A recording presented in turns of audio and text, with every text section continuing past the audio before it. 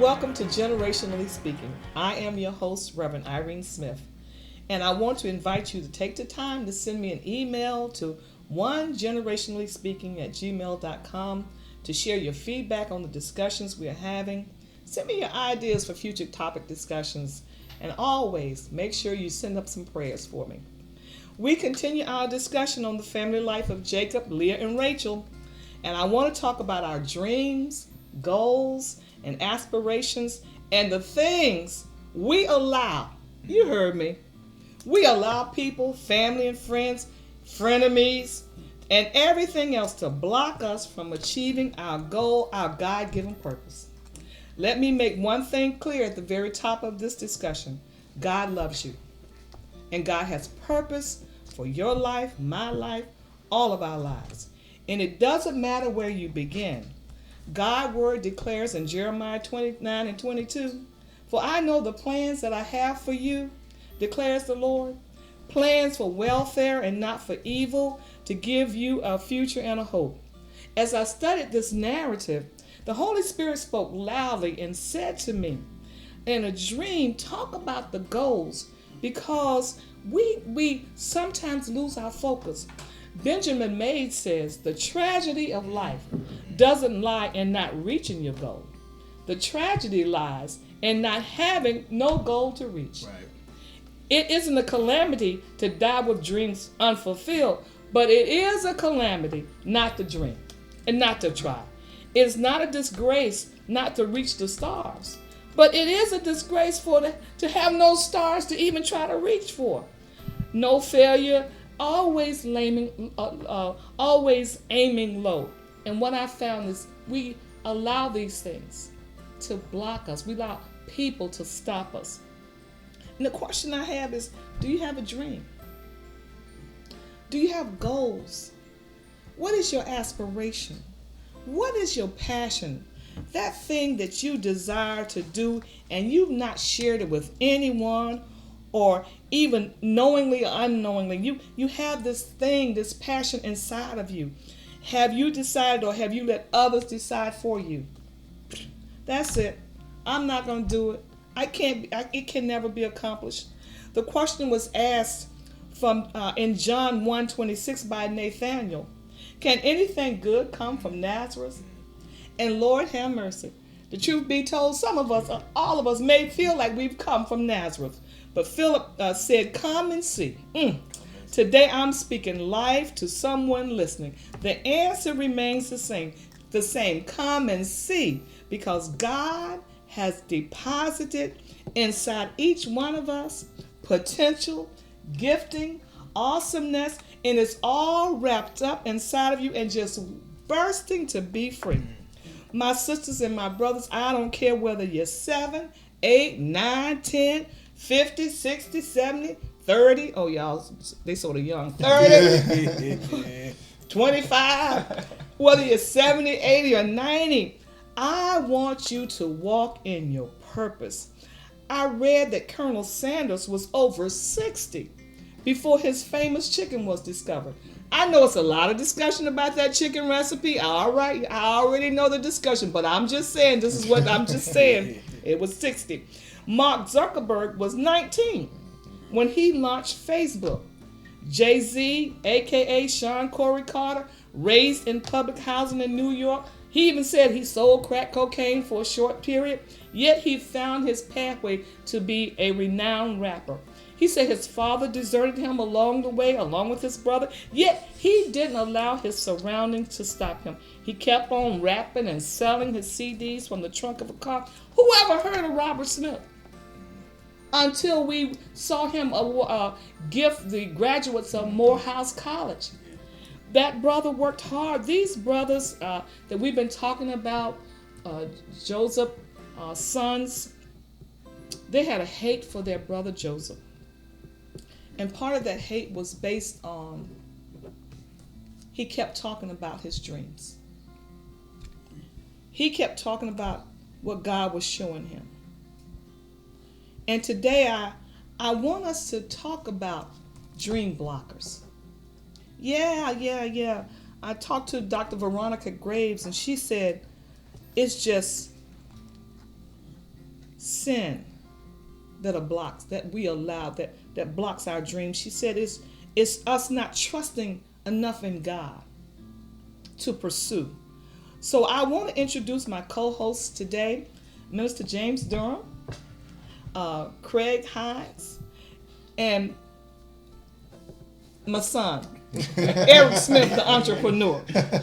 And I want to talk today. I want you all to share with me and share with the audience the obstacles that can block your dreams.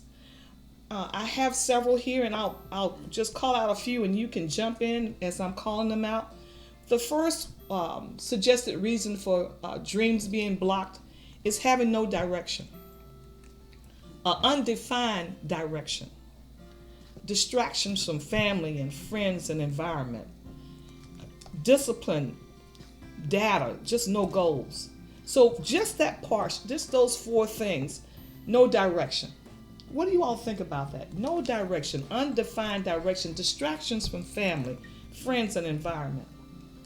Well, I'll say about no direction. Okay. So, first off, as you mentioned, you quoted Dr. Mays. Mm-hmm. A lot of people don't have dreams, and a lot of people who do have dreams, that's just what they are, just dreams. So it just stays in their head. As long as it's just in your head, it's just a dream. So they don't take the time to write it down to make it become a goal. Mm-hmm. And then once you write it down and make it become a goal, then you have to start to develop a plan. So if it's just a dream in your head, you're not going to have any direction. Right. You're just going to, you might daydream about it. You might mention it to someone every now and again, but you're not intentional to sit down and write down milestones for you to get to the realization of that dream. So that's one of the reasons why we end up with no direction for how we can accomplish our dreams.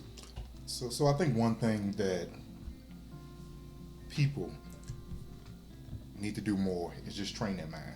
Mm-hmm. Right? Because a lot of time your mind blocks you from what you want to do. Ooh. And a lot of people like to say it's this person or it's that person, or maybe you don't have a website up yet, so I can't start. Or hey, I don't have business cards, so I can't do it yet. And when you think about it, all those things that you're talking about is all somebody else's perception. So you're worried about someone else's perception of you and what you're doing. So if you train your mind to the point where you're not going to let anything stop you, you're not going to listen to anyone else, that you are really going to believe in what you're doing, and you just do it, you will be amazed with where it can go and where it will lead. And I meet a lot of people that are starting this and starting that, and they want advice on this and they want advice on that, and I tell them, oh, just do it. Mm-hmm. Like literally, just do it. Mm-hmm. Start it. Get yourself in those circles. Get yourself, know the lingo. Know what they're saying. Start meeting people. I mean, and it's really, and I don't want to oversimplify it, but it really is that simple. It really honestly is that simple. Just go do it. It's the difference between success and failure. Successful person did it. Yeah. The other person didn't. They talked about it, but they never did it. So you hear all the time like, oh, I had that great idea before such and such and such. What's the difference? You didn't do it. And the next person did. That successful person put themselves out there. They took the risk. They failed. They learned from their failures. They got back up and they did it. You're absolutely right. And before you jump in, I want to just kind of piggyback on that. It starts with our mind. We have to develop our mind. And I just want to just put something real simple on the table that I think everyone should do. I love doing that. I think we should just read. I don't care what you read. You should just read. When you read books, when you read, it opens your mind. It expands your vocabulary. It helps your creativity to grow. Therefore, when you come up with concepts in your head, like I want to start this business, you have the creativity in your mind to start to move towards that direction. And then we should every day, or at least regularly, however regular it is for you, I'll let that be for you. But as much as you can, you should redline your brain. You should push your brain so that it grows, so that it doesn't just become just mediocre and like, we don't think or what have you. So you should redline your brain. That could be puzzles, brain teasers, reading something challenging, not always novels or what have you, but just redline your brain as regular as you can. Yeah, go ahead.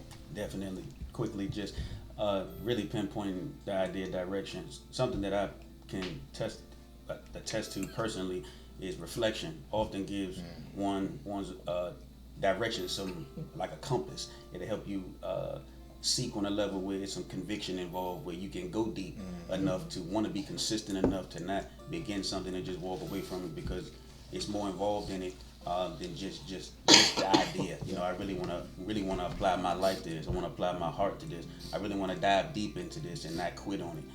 And the mind piece, really just the Word of God said, "Thou will keep thee in perfect peace, whose mind is stayed on thee." I want to be involved in something where it's giving me peace. I enjoy it so much. Even the struggle is something I'm enjoying. Right. You know, if that does come with it, because I think anything worth anything is going to, without question, come with some type of hurdles to get over. So. Right. So no direction, undefined direction, distractions from family, friends, and environment. There are always distractions.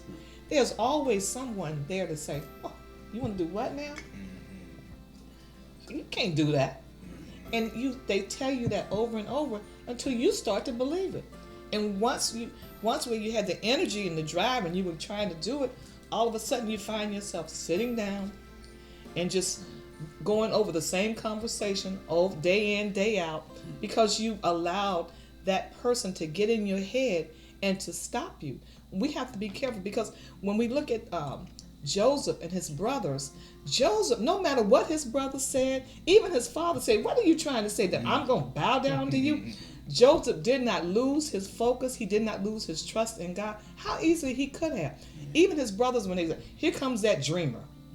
Sometimes people tag us, and if we're not careful, we become offended by the tag, instead of allowing that tag to push us up. We allow that tag to push us down.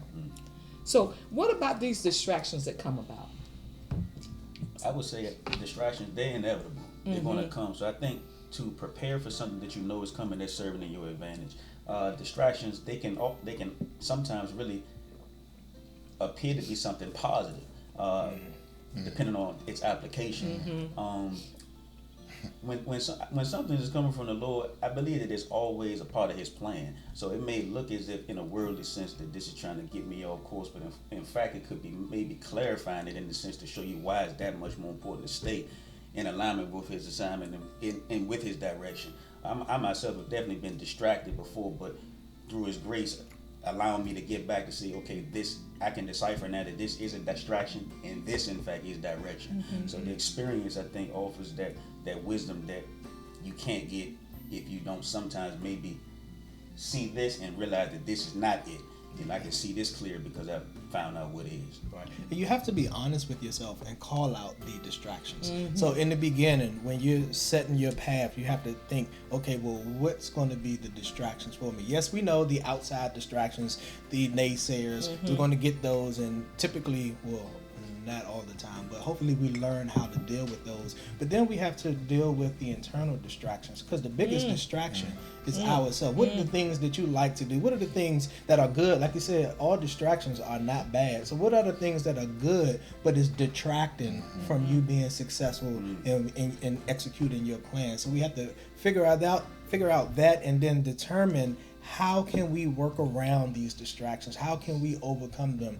And a lot of times that takes taking on an accountability partner, taking on someone where you share. Like, a lot of people don't like to share their goals, their dreams, because then they become accountable for them. They don't like to put it out in the atmosphere, put it out in public, because then if I say, hey, you know, I'm gonna go finish my degree, or I'm gonna lose this amount of weight, or I'm gonna do this, next time you see me, you're gonna say, so hey, how classes going? When the last time you been to the gym? So we have to make ourselves accountable and make a plan for how to deal with the distractions, because they're going to come.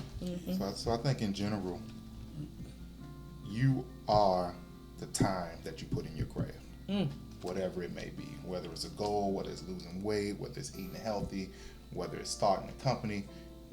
Your success is directly tied to the time that you put into it. And what people don't necessarily grasp sometimes is you only have so many hours in a day, right? So it is impossible to get more time. So when you want to do something new and you have this dream and you want to, something has to go, right? You cannot do everything that you were doing before for a whole 16 hours, 20 hours, 24 hours in a day and expect that you're going to just pile something else on top of it and all of a sudden you pile that on top of it and it's going to go great. It just doesn't happen like that. So a lot of times people just don't, you have to give up something if you want to make the time to get something. And that just piggybacks on that sacrifice you were referring to. And that, you know, you have to, if you're going to be dedicated to it, you have to put the time in to really help it grow into what you want or what that dream is. That just blessed me so much. I feel like that really did, because it made me think literally about this idea. When you bring up 24 hours, that's not more time. You can't get more. So that means everybody has that equal distribution of that. And so when you get to see somebody's great success, they had the same amount of time currency that you had. How was it spent? And then I immediately went to the idea of look at what Jesus did in 3 years. And I just think that can get done in 3 years. Exactly. Right. So Joseph, you know, he had lots of distractions.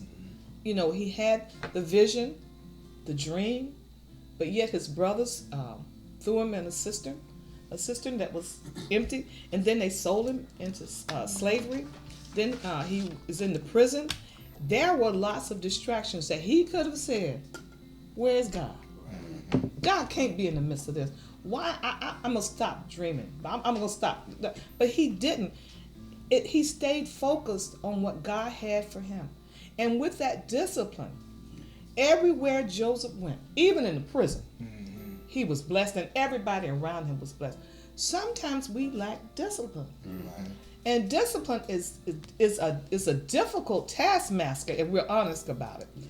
Discipline is say, I'm gonna get up in the morning and I'm going to the gym. Day one. But we usually see it on Friday. We're gonna do it on Monday. Monday comes and something happens. That discipline is not there. So we push it off and we push it off and we push it off. The discipline, I'm going to write a book, but you never pick up the pen to start writing, or you write maybe a couple of chapters, and then you get writer's block and you never go back to it. Discipline is what the sports person, somebody who wants to go into sports, it's practice. It's over and over and over. So this discipline is important, but what happens? Why is it that we don't have discipline? Well, actually, so I would kind of point it to self-doubt why we don't have discipline.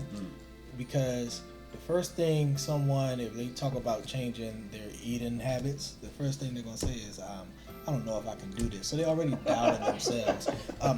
And looking at Joseph and his life, I see that he conquered, because like for dream blockers and obstacles, self-doubt is probably the biggest, or one of the biggest blockers or obstacles to accomplishing what you set out for. And Joseph won the battle over self-doubt. He became confident, and I think he became confident because he trusted in what God gave him. God gave him those dreams, and when he shared those dreams with his brothers and they came back with a negative response, he trusted God over what they were saying. When he shared his dream with his father, and his father even responded, as you said, in a negative way, he still trusted God and said, I know what my family is saying. I know what this situation is saying, that I'm just going to be a farmer, continue to work in this family business. But I trust God that what you put in me, that I'm going to be a leader. So, and he operated in that. Yes. So let's talk about excuses, right? Because I mean, I think it's an important topic to kind of touch on, right? Because you do have bad excuses. You have good excuses. Yes. Okay. Right? And your bad excuse may be, hey, all right, I want to lose weight, right? And hey, I just don't feel like going to the grocery store today. Right? I'll do it next week. That to me is that's That's a bad excuse. But you may have a good excuse too. I got to cook for my kids today. Right? They don't eat zucchini noodles.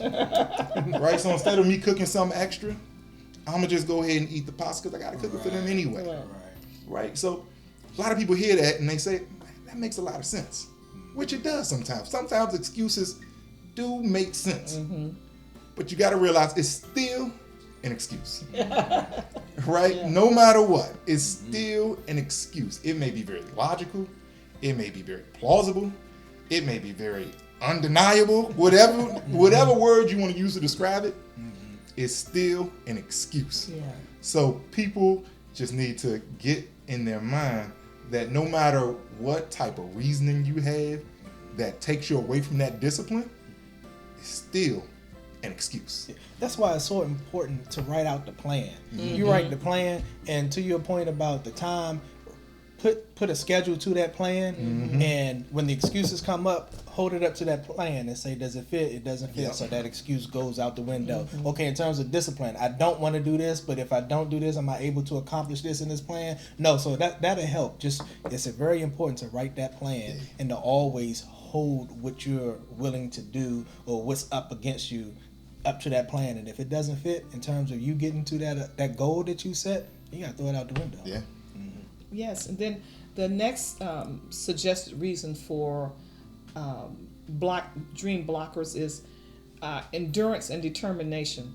Learning to hear no. Learning to hear no and accept no and be okay with no. Because Scripture reminds us that Paul had this thorn in his flesh. And Paul prayed and asked the Lord to remove this thorn from his flesh. First time, no answer. Second time, no answer. Third time, the answer is no. What? God said no? No. What do we do with no? Craig, what do you do with no? You hear no in faith. You hear no in faith, knowing that it may not always be no. And you be convicted enough to stay consistent regardless of your circumstance. When you mentioned Paul's thorns and God's, my grace is sufficient. I'm not removing that.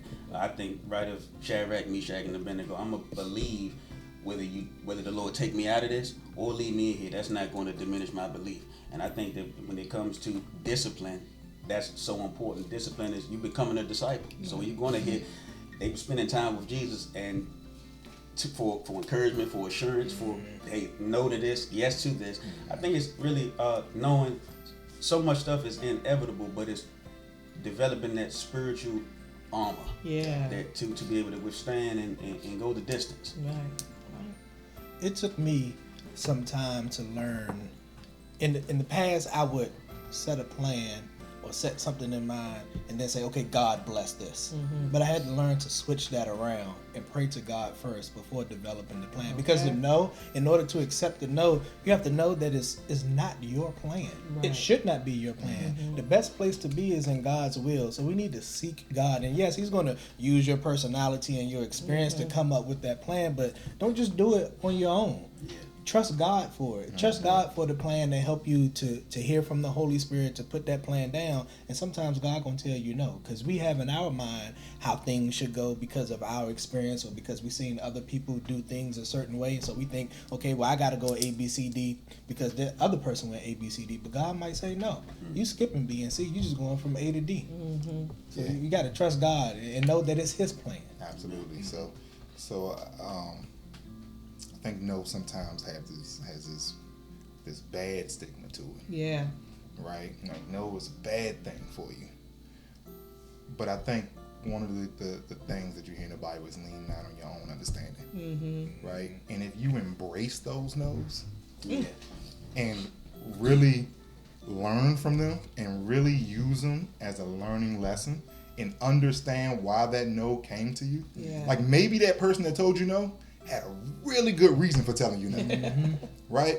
And maybe if you just know what that reason is, you can fix it the next time around. The next person gonna tell you no. Maybe again, it's a really good reason in there. Like everybody's not against you, right? So if you embrace those no's and really get to understand a deeper level of why that no came to you and apply that lessons learned, all those no's all of a sudden become positives. Right. Yeah. And then, and many of the no's that God gives us is because God is omniscient. He knows all. We might think that that job would be awesome for us, but God will say no. Yep. That job is not for you. Then we see that if we took that job, we would have been maybe laid off 6 months, or we would have been in a crazy toxic environment. We may have wanted that woman to be our wife, but God knew better for you. Right. He knew what kind of family she came from, or what the baggage she was carrying. So a lot of times we just need to trust God and to know. And then, like, hopefully you have experienced a no before.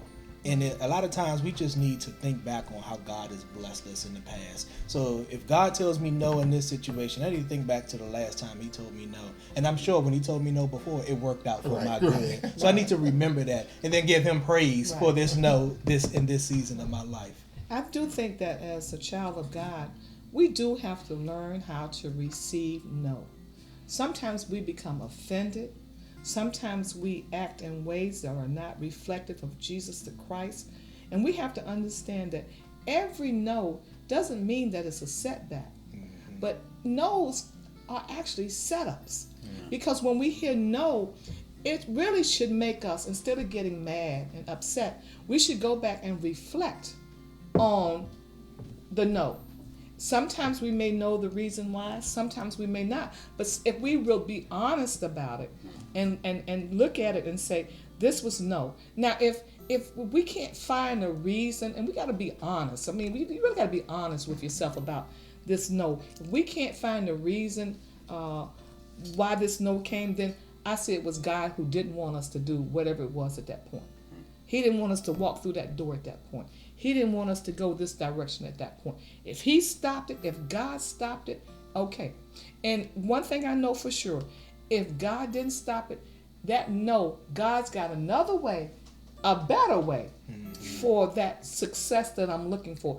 But I've learned how to embrace no's and be okay with it and not be offended by it. And when a person says no, I've learned how to smile, receive it, accept it, so that they don't feel in any way offended, but they know that I thank you for the no. Can you give me some feedback so the next time around I'll know better how to prepare myself. Maybe it was a no for a job.